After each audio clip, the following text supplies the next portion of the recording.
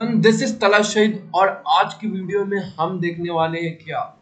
आज की वीडियो में हम देखने वाले हैं important topics of physics class 12th। ठीक है, फिजिक्स में जो इंपॉर्टेंट टॉपिक्स है जो कि बोर्ड एग्जाम में आने वाले हैं वो आज हम इस वीडियो में डिस्कस करने वाले हैं। तो आइए हम देखते हैं। सबसे पहले chapter 1 electric charges and field है। इसमें कौन कौन से इंपॉर्टेंट टॉपिक्स है जिनसे बोर्ड एग्जाम में प्रीवियस ईयर क्वेश्चंस पूछे गए। आइए देखते हैं। सबसे पहले हमारा Gauss law and its application. Gauss law और एप्लीकेशन से आपको डेरिवेशंस आते ही हैं। गॉस लॉ डिफाइन करिए और उसके एप्लीकेशन के सारे डिफिनेशन विद और उसके क्या है और फॉर्मूला और डेरिवेशन वो बताना है। नेक्स्ट है हमारा dipole in a uniform electric field.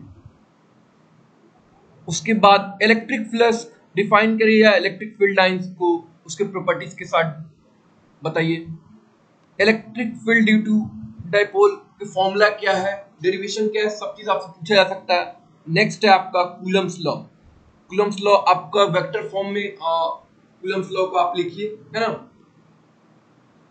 तो ये 5 ही टॉपिक्स आपको करना है इलेक्ट्रिक चार्जेस एंड फील्ड में।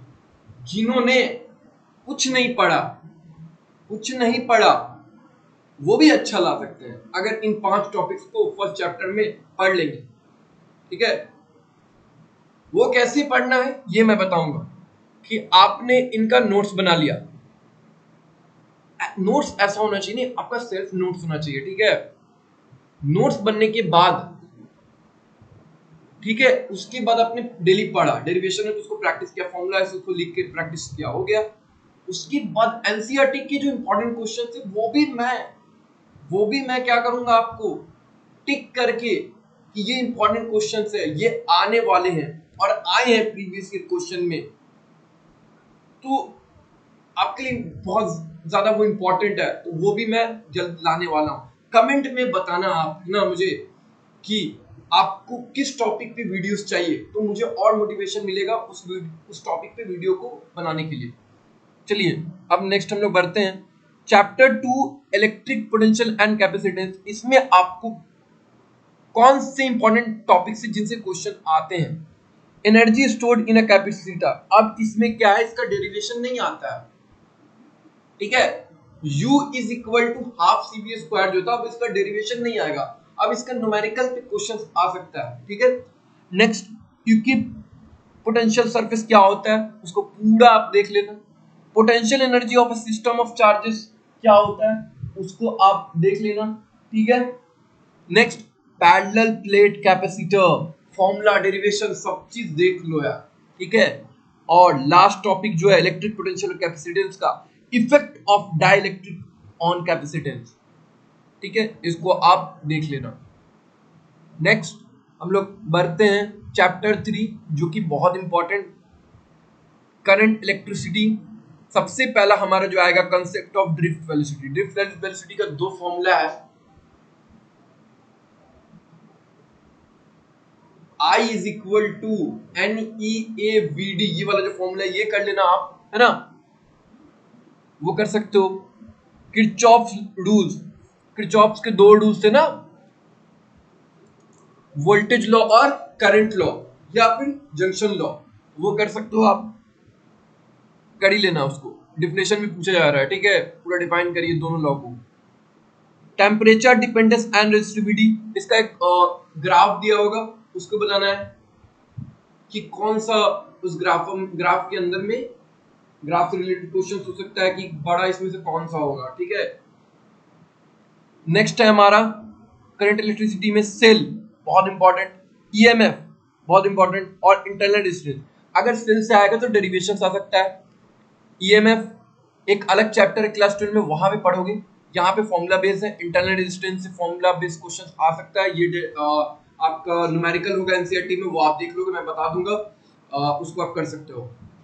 तो इतना करने के बाद आपका करंट इलेक्ट्रिसिटी हो जाएगा, सिर्फ 4 टॉपिक।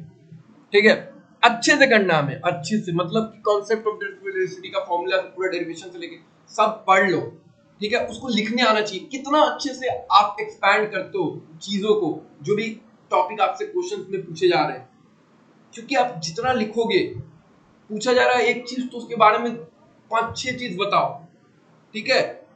क्योंकि मार्क्स रहता है ना कि 5 मार्क्स 7 मार्क्स ऐसे रहता है, तो आप जितना एक्सपेंड करोगे सही रहेगा, जितना जानते हो उतना लिख दो। नेक्स्ट है हमारा chapter 4, moving charges and magnetism, ठीक है। ये तो थोड़ा आपके लिए हो जाएगा, ठीक है, ये थोड़ा बड़ा चैप्टर है। द मूविंग कॉइल गैल्वेनोमीटर, ये आप पहले कर सकते हो, जो जो पहले मैंने टॉपिक्स दिया है ना, फर्स्ट प्रायोरिटी है वो, कि वो आने का चांसेस ज्यादा है। अब जो 2024 में जो आपका एग्जाम होने वाला है बोर्ड्स के, सीबीएसई में, सीबीएसई बोर्ड में फिजिक्स का पेपर, उसमें आएंगे ये टॉपिक्स, एकदम आएंगे, देख लेना। बायट-सेवर्ट्स लॉ इसी बार तो आया यार, 2023 में आया बायट-सेवर्ट्स लॉ, और इसके एप्लीकेशन भी पूछा था, बताइए, है ना। Ampere circular law previous year में बहुत बार पूछा हुआ है, पूछ सकता है, अभी नहीं पूछा है। एप्लीकेशंस उसके देख लेना। Force between two parallel currents, ये पूछा है 2023 में। Motion in a magnetic field, ये भी पूछा है। Torque on a current loop, ये आपको पूछा था 2015, 16 और 18, ये पूछा गया। ये फॉर्मूला पे था क्वेश्चन एंड बनाना था, न्यूमेरिकल बेस्ड क्वेश्चन था, torque and current loop.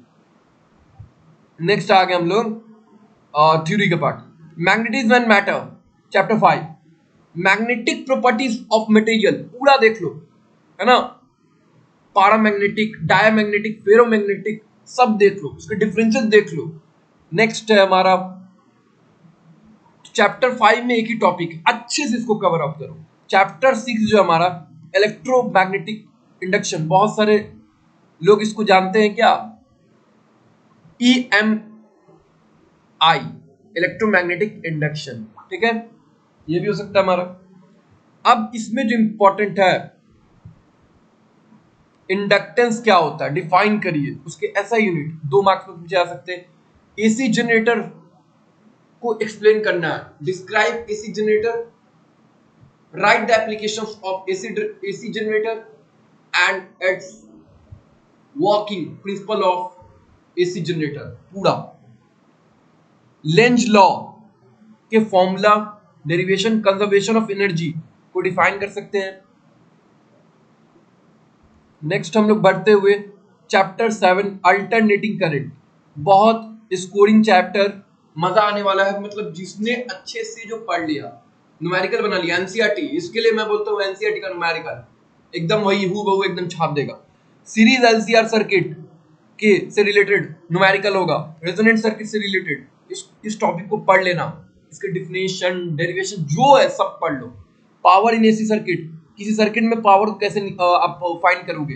Transformer बहुत इंपॉर्टेंट, जैसे यहाँ एसी जनरेटर, इलेक्ट्रोमैग्नेटिक इंडक्शन में अगर ये नहीं, अगर एसी जनरेटर नहीं पूछा तो ट्रांसफार्मर पूछेगा ही, एकदम पूछेगा 2023 में यार, एसी जनरेटर पूछ दिया था ट्रांसफार्मर की जगह, बताइए आप क्या बोलेंगे। इसी साल तो पूछा है 2023 में, तो इसको देख लेना, वर्किंग प्रिंसिपल, है ना, और उसका विथ डायग्राम, डायग्राम जो बनाओगे एकदम सुपर नीट होना चाहिए, नीट डायग्राम, एकदम क्लियर दिखना चाहिए, टीचर को अच्छा लगना चाहिए। पेंसिल से कोशिश करना बनाने का, बहुत सारे बच्चे क्या पेन से बनाते हैं, पेन से नहीं बनाना चाहिए, एकदम साफ होना चाहिए और लेबल किया होना चाहिए। कि लेबल मतलब क्या, वो पूरा आइडेंटिफाई करना पड़ेगा उसके सारे पार्ट्स को जो भी ट्रांसफार्मर के। नेक्स्ट हम लोग बढ़ते हुए चैप्टर 8, इलेक्ट्रोमैग्नेटिक वेव्स, बहुत scoring and easy and scoring मैं बोल सकता हूँ, क्योंकि इलेक्ट्रोमैग्नेटिक एंड स्पेक्ट्रम पूरा देख लो, कि बाल्मर सीरीज, पास्कल सीरीज जो भी है सब इसको पूरा पढ़ जाओ, ठीक है, स्पेक्ट्रल लाइन से रिलेटेड। अब आइए हम लोग chapter number 9, rays and optical instrument, थोड़ा लेंदी आ गया वापस, है ना, तो बहुत स्कोरिंग चैप्टर है, ठीक है, ऑप्टिक्स, ठीक है, 17 मार्क्स के होते हैं यहाँ। Total internal reflection, refraction through a prism, पूरा डिफिनेशन डेरिवेशन सब देख लेना इसका। ऑप्टिकल इंस्ट्रूमेंट बहुत important, refraction at spherical surface and by lenses, ये पूरा देख सकते हो। लेंस फॉर्मूला क्या होता है बहुत इंपॉर्टेंट है, या इसी में पूरा आ जाएगा, लेंस फॉर्मूला भी है ना, वो देख सकते हो, उसका डेरिवेशन आ ही रहा है। ऑप्टिकल इंस्ट्रूमेंट से भी रिलेटेड क्वेश्चंस आ ही रहे हैं। और रे ऑप्टिक्स में से बता दे रहे हैं, रे ऑप्टिक्स में से आपका न्यूमेरिकल एनसीईआरटी से आता है, एनसीईआरटी के बैक एक्सरसाइज से। प्रीवियस ईयर को उठा के देख लेना, पूरा आया हुआ पिछले 10 साल में उठा के देख लेना, एनसीईआरटी के क्वेश्चन ही आ रहे हैं। Chapter 10 wave optics. Wave optics जो है हमारा, उसमें हम क्या करेंगे, सब नहीं करना है हमें, करना है interference of light waves and young double slit experiment, ये पूरा। अब वाईडीएससी की क्या है ना, बोर्ड्स ने कहा, एसबीएसई बोर्ड्स ने, कि इसका डेरिवेशन नहीं है, तो आप इसका फॉर्मूला कॉन्सेप्ट न्यूमेरिकल में अप्लाई करोगे। वो भी न्यूमेरिकल कहां से बनाना है सर, कहां से बनाइएगा, कहीं से नहीं, बताते हैं कहां से बनाना, कोई और बुक या कहीं से नहीं बनाना, सिर्फ एनसीईआरटी, है ना। डिफ्रैक्शन पूरा अच्छे से पढ़ लेना इसको, डिफिनेशन पूरा। Refraction and reflection of a plane wave using Huygens principles 2023 में आया है ये, बताइए इसका डेरिवेशन पूछ दिया 5 मार्क्स का। अब क्या बोलूं मैं, बहुत important. Next chapter 11 dual nature of radiation matter, बहुत इजी एंड स्कोरिंग चैप्टर। फिर आ गया Einstein's photoelectric equation, experimental study of photoelectric effect, wave nature of matter. Wave nature किसका, de Broglie wavelength, de Broglie scientist जो थे उनका, पूरा उसको देखना होगा। नेक्स्ट आ गया हम लोग एटम्स, है ना, Bohr's model of hydrogen atom, इसको देख लेना हमको। अल्फा पार्टिकल स्कैटरिंग, उसको पूरा देखना है कैसे स्कैटर हुआ, उसके प्रॉपर्टीज के बारे में। Model of Rutherford nuclear model of atom, पूरा देख लेना हम लोग को। नेक्स्ट है हमारा न्यूक्लियाई, ये जो आएगा differences between nuclear fusion and nuclear fusion, और क्या हो जाएगा हमारा nuclear fusion and fusion, difference पूछ सकता है या फिर डिफाइन पूछ सकता है। Size of the nucleus, nucleus का साइज कितना है, ये आपको 2 मार्क्स में या फिर 1 मार्क्स में शॉर्ट आंसर टाइप में पूछ सकता है। न्यूक्लियर फोर्स को डिफाइन करिए, और क्वेश्चंस प्रैक्टिस न्यूक्लियाई का एनसीईआरटी में से ही करना है हमको, ठीक है। नेक्स्ट हम लोग लास्ट हमारा जो टॉपिक है semiconductor electronics, semiconductor diode, diode as a rectifier, बहुत बार पूछा गया। पीएन जंक्शन का फॉर्मेशन हर बार पूछा जा रहा है, हर बार, मैंने मजाक नहीं कर, हर बार पूछा जा रहा है। Diode as a rectifier, rectifier को डिफाइन करिए, फुल वेव रेक्टिफायर और हाफ वेव रेक्टिफायर, ये देख लेना, ठीक है। पूरा इसका पूरा विथ डायग्राम प्रिंसिपल सब देख लेना यार, ठीक है। इसको पूरा देख के जाना बच्चों, ठीक है। अब मैंने आपके लिए इतना कर दिया, important topics of physics class 12। इतना जिन्होंने कर लिया, क्यों नहीं आएगा उनको मार्क्स, मुझे बताओ। उनको क्या करना है, ये टॉपिक से नोट्स बनाना है अपने लिए, 2 पेज या फिर 3 पेज का एक चैप्टर का नोट्स होना चाहिए, ठीक है, क्योंकि रिवाइज करने में आपको ज्यादा समय नहीं लगना चाहिए, ठीक है।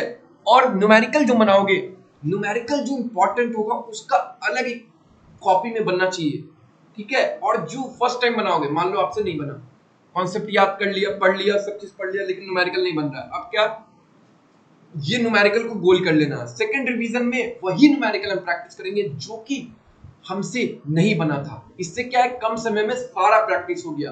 फिर हर वीक रख लो कि संडे को आप टेस्ट दे लो, ये चैप्टर किया, यही टॉपिक्स का अपने आप को टेस्ट दे रहे हो, तो उससे क्या ना इंप्रूवमेंट होगा, ठीक है। कितना स्कोर ला पा रहा हो, लिखने आएगा, क्योंकि बोर्ड में लिखना पड़ेगा, 3 आवर्स का एक में लिखना है आपको पेपर को, ठीक है। आपको बिना प्रैक्टिस किए तो लिख पाओगे, नहीं हो पाएगा। 10th के बाद 11th 12 में बच्चे क्या करता है, 11th और 12 जब स्टार्टिंग रहता है 11th का, तो क्या करता है बच्चा, बहुत मस्ती करता है, ठीक है, पढ़ता नहीं, बस नोट्स लिखा आके और रेस्ट कर रहा है, पढ़ना उड़ना नहीं है, पढ़ता है मतलब पढ़ा, रिवीजन नहीं करता है वो, यानी बोर्ड्स में लिखना है, तो आपको एक प्रॉपर स्टडी प्लान होना चाहिए, ठीक है। तो नेक्स्ट वीडियो में हम मिलते हैं अगले टॉपिक के साथ। See ya, have a good day and bye.